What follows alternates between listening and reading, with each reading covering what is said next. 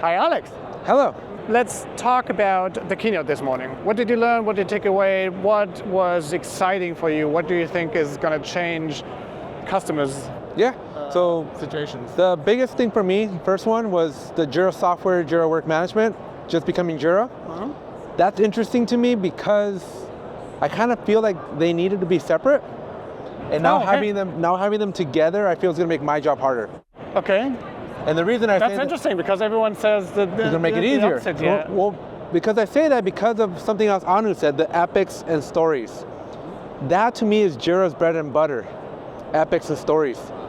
And you're taking that away, at least the ability to take it away and simplify it. And I think you have a structured garden right now that is Agile-esque, and there's a methodology behind it and a process behind it, and people get certified in it, and they adapt it, and they live by it. And now you're taking the rule away and letting it be whatever you want. So now I think too many people are just going to be, all these creative energies are going to be like wild, crazy exactly chaos. What's going to happen. Chaos, yes. So I like the structure I like the ability to change it, but I think the way they promoted it was like, you could do whatever you want. And chaos is chaotic. Okay, interesting take. What else? That was only a minor thing. Yeah, that was a minor thing. The next one was on the AI on the JSM portals. That scares me because that's most of my job today. Okay. Is sitting down, architecting, solutioning, understanding the business need, the want, the requirement. And now a silly bot is going to do something and no one knows, and then afterwards they find, oh, this process is flawed. Right. Oh, it was written by AI. Oh, but we're following it with 50 people. Right, and so they just made it look like you're still going to need a human in that loop, especially when it comes to those portals. I get that you can do it easy, but every team, I make a living off of this. Every team, no two requests are ever the same. So it's interesting to me that AI is going to make them all happen.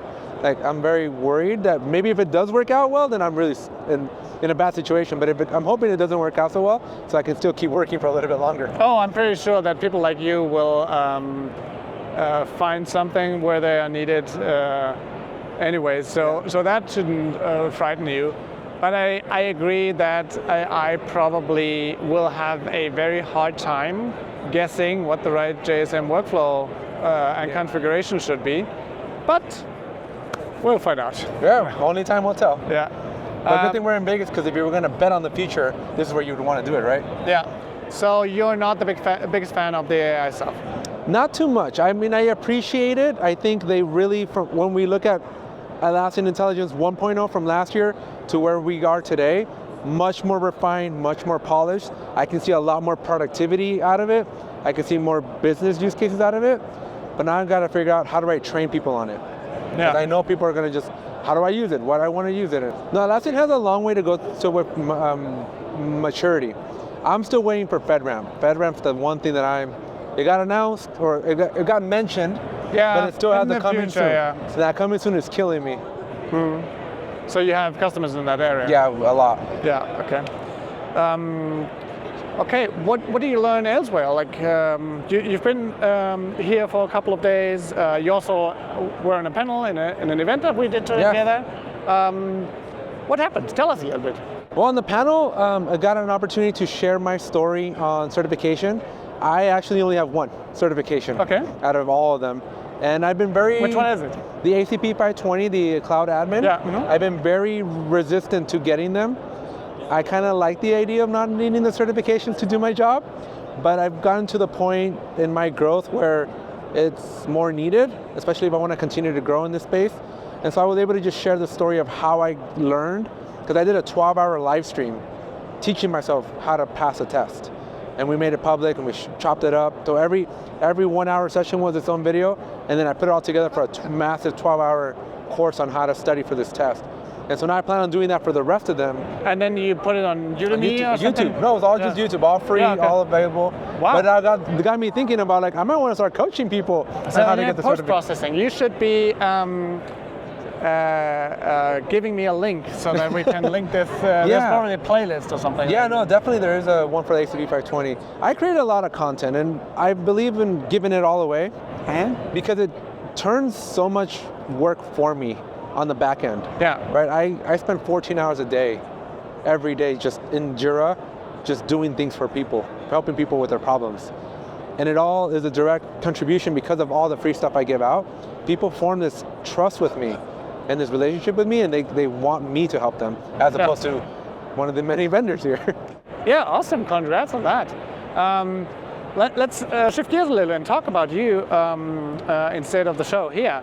Tell us your story. How did you come into the Atlassian world, and what are you doing right now? What's your offering? How can we contact you? All these things. Okay, cool. So I started in Atlassian, at least in the Atlassian ecosystem, in this October 31st, 2016.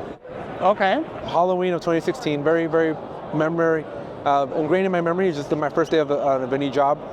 But before that, I was doing Team Foundation Server, Microsoft's version of Jira. And so I was doing that for the Boeing company, a really, really big aerospace defense contractor in the US. And so I was doing that for maybe 3 years. I switched to a different defense contractor, and then that's when my Atlassian journey started. I was a Jira admin for about 2 years, and I switched gears. I became a program manager, and the tool was Excel to manage the tasks. And I'm like, no, I just spent 2 years managing Jira for software development. I wanted to do it for the new program I went to. So I put everything in Jira, and since I was still the admin, they didn't take my admin rights away. I modified workflows and everything and got that team onto Jira. But I became a very big, heavy power user of Jira, given the intimate knowledge I had of being the administrator of Jira. And so I did that for another 3 or 4 years of being just a program manager.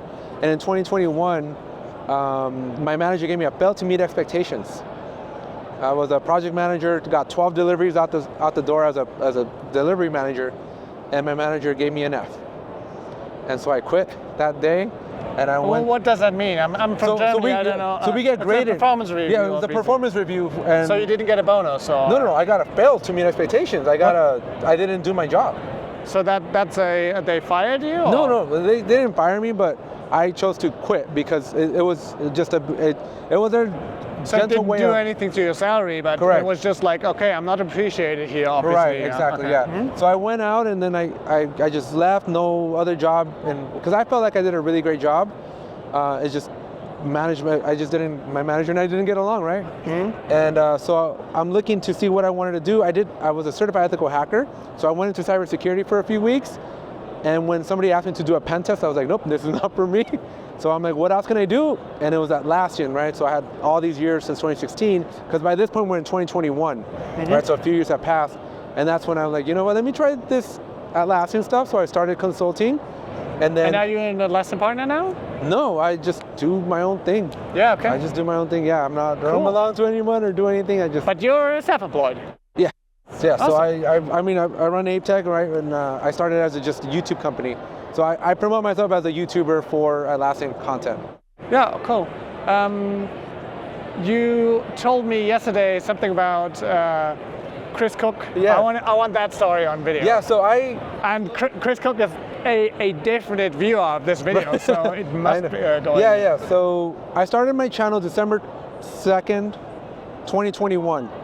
I made 5-6 videos before, and I just published them one a week. And you know, when you start a new channel, nobody's going on, right? January passes, February passes, it's growing. I'm getting a few, maybe 20 views of video, 30 views of video. And around April of 2022, I get an email from Chris Cooke.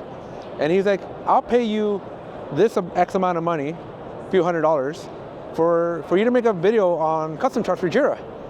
And I remember that morning I ran to my wife and I told her, I think this is real. This is like what we were hoping for, right? Because by this point, this was my second YouTube channel that I had started. But this was the first time that it became a business, right? And so I engaged with Chris, and Chris coached me on like how to do the video and what he was looking for. And so fast forward a whole year, I mean, working with Chris, he put me with his marketing team. They mentored me and coached me on, here's how you should do your videos going forward, and like add more professionalism to it and whatnot. And so with Teams, I was maybe 3,500 subscribers, and I had brought stickers. I had little stickers with me, and I held them the whole time in my hands. And Chris was like, what are you doing? And I'm like, I don't know how to give this to people. I don't know how to approach anybody. And at this point, Chris was my only sponsor in that year. And Chris was like, let me go introduce you to my friends. And so he went and started showing me Adaptivists, right? And he started showing me other people that he's well known with, friends of his network. And I walked out with a lot of new sponsorships and a lot of new friendships and networking. And he helped me push past that shyness, past that level of like, I was so scared, so timid, just, I didn't know what to do. I had never run a business before. And it was just his motivation of like, he's so vibrant, right? It's hard to ignore Chris. And Andy, the same, I've seen Andy earlier here. Yeah. Like, both of them kind of just like pushed me to just go way beyond my comfort zone. And like now today, I probably have had, just the last 2 days, I probably have had 200 to 250 people stop me to say hi, thank you, or just acknowledge that I have the videos out. So I'm glad that they pushed me, because if they hadn't, I probably would still be in the corner with my stickers in my hand. People that are watching this video, how can they find yours? So I do two main things. Yeah. I have two channels, one by myself called Ape Tech Tutorials, and my goal there is any question that you Google, my face pops up. Yeah. Okay. With respect to Jira and the Atlassian ecosystem, right? So I have over 600 videos on just how to use the Atlassian tools. So most likely somebody would just Google it and my face will pop up, because I usually end up pretty high in the rankings now on Atlassian related questions. And what do? You just upload them, or do you promote them somehow? Nope, the videos? just all organic. Yeah. All organic. I would say 99% of my viewers are organic. Chris did for 1 month, we did do a little experiment, but it was so long ago, I was still in that 2,000, 3,000 subscriber level. But from 4,000 all the way to today, it's all been organic. Yeah, cool. But that's the main one. And then there I do live trainings, I do how-to videos. I have a backlog of about 600 additional videos I'm gonna do. So a lot of content there. Then with the Jira guy, Rodney Nissen, I partner with him for the Jira Life. So we have a podcast, very Atlassian community centric. It's live only. We do have some recorded elements, but those are an afterthought. But we meet every single Thursday, 2 p.m. Pacific time, 5 p.m. Eastern, every single Thursday. And we try to get somebody from the community to come on, and we just chat for an hour, talk about the good, the bad, and the ugly, very similar to your show. Yeah. Which is why I said we have a new competitor in town. Oh yeah, I think the concept that Chris and I are about is so much different. So it's not live, and it's not every Thursday. And, Consistency will be key though if you want to grow. That's the one thing that has helped accelerate both my channels, is that consistency, just repeatedly being there. It does powerful things on the YouTube algorithms. Yeah, cool. I'll take that with me. Alex, thank you so much for your time. Thank you. Very insightful. Cool. Thanks.